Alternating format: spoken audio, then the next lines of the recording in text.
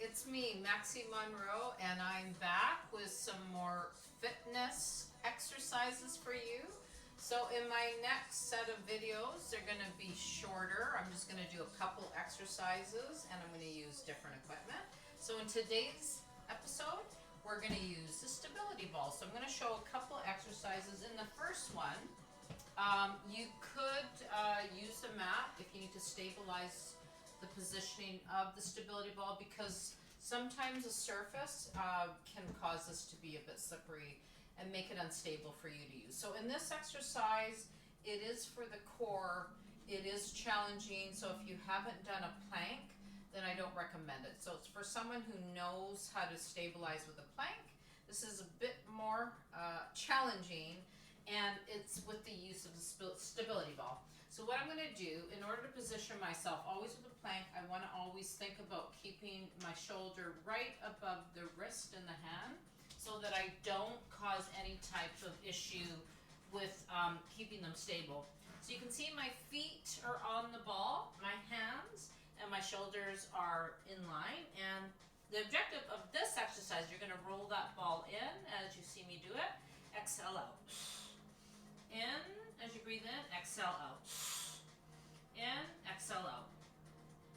And this one, usually when I do it, I just have to make sure that, one, I don't have any issues with my shoulder. Am I able to complete 3 sets of 10 to 12? So if you've never done it, then I would just recommend trying working with the plank. If you're new to the plank, always do the modified version, which means you're in the plank position, but your knees are going to be basically in a position where you're on your elbows and you've got your knees on the ground, and you're going to go down and up until you get to a position where you're comfortable. Then you can use full arm. Okay, so that was exercise number 1. Again, that one is for core, abdominal, very challenging.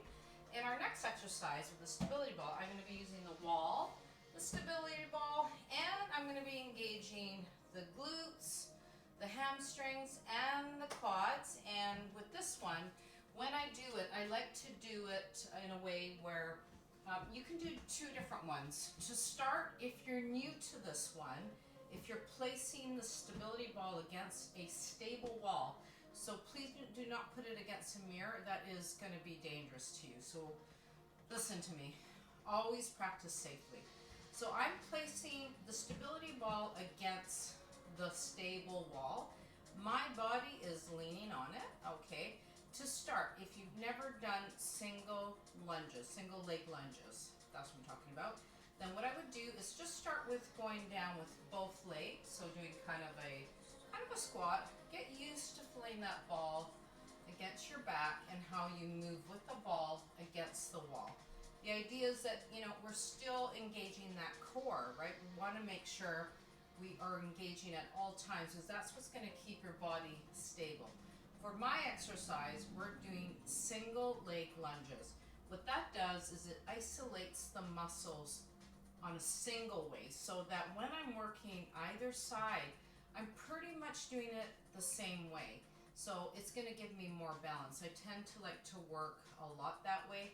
Yes, I'm going to do a chest press with, a barbell, or I'm going to do exercises where, I have a pull down, but for a lot of my extra exercises, always done to work single parts so that you get more balance.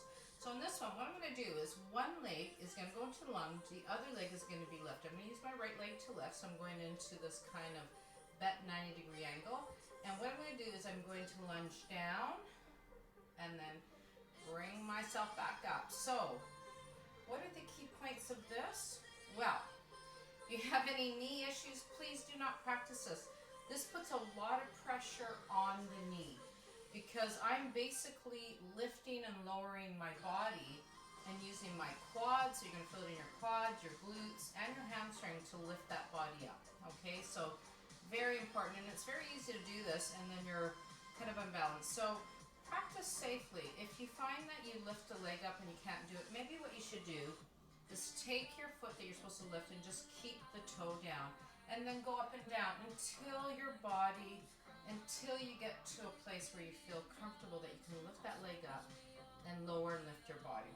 Okay, and then I would go to the other leg.